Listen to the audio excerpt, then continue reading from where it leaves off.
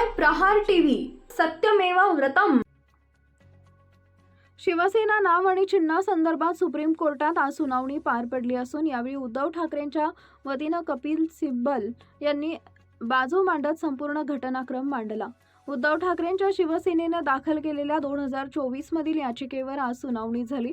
याचिकेत राज्य घटनेच्या 10व्या अनुसूचीनुसार शिंदेंच्या शिवसेना गटाच्या आमदारांना अपात्र ठरवण्यास महाराष्ट्र विधानसभा अध्यक्षांनी दिलेल्या नकाराला आव्हान देण्यात आलंय। यासोबतच एकनाथ शिंदे गटाला अधिकृत शिवसेना म्हणून मान्यता देण्याच्या निवडणूक आयोगाच्या निर्णयाला आव्हान देणाऱ्या याचिकेवर ही सुनावणी झाली। सरन्यायाधीश सूर्यकांत, न्यायमूर्ती जय माल्य बागची आणि न्यायमूर्ती व्ही मोहन्ना यांच्या खंडपीठासमोर ही सुनावणी झाली।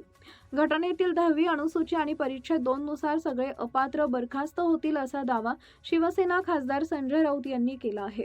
सुनावणीनंतर माध्यमांशी संवाद साधताना ते म्हणाले की प्रत्येक कृती बेकायदेशीर आहे। घटनेतील 10वी अनुसूची आणि परिच्छेद 2 नुसार सगळे अपात्र बरखास्त होतील। निवडणूक आयोगाला शिवसेनेचं चिन्ह आणि मूळ शिवसेना अत्यंत बेकायदेशीरपणे सोपवली आहे।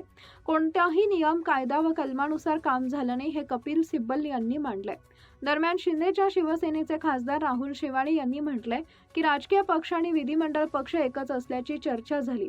उद्या कपिल सिब्बलच युक्तिवाद आणि नंतर त्यांच्या वतीनं दुसरे वकील बाजू मांडतील। आमच्या वतीनं रोहतगी, कौल, मेहता युक्तिवाद करतील।